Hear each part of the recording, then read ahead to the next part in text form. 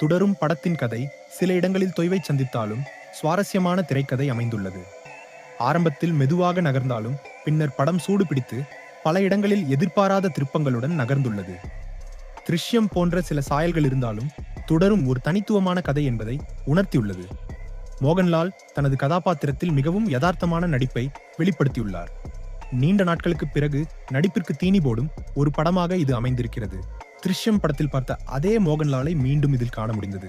ஆணவக் கொலை மற்றும் பழிவாங்கும் காட்சிகளில் மோகன்லால் தனது வழக்கமான நடிப்பால் ரசிகர்களை கவர்ந்துள்ளார். சண்டை காட்சிகளிலும் அவரது மாசான நடிப்பை ஜேக்ஸ் பிஜாயின் பின்னணி இசை மேலும் உயர்த்தியுள்ளது. பிரகாஷ் வர்மா தனது வில்லன் கதாபாத்திரத்தில் மிரட்டலாகவும் சிறப்பாகவும் நடித்துள்ளார். அவரது சிரித்துக்கொண்டே வில்லத்தனம் செய்யும் பாணி பாராட்டுக்களை பெற்றுள்ளது. ஓரிரு காட்சிகளில் வரும் பாரதி ராஜா மற்றும் இளவரசும் ஈர்த்துள்ளது.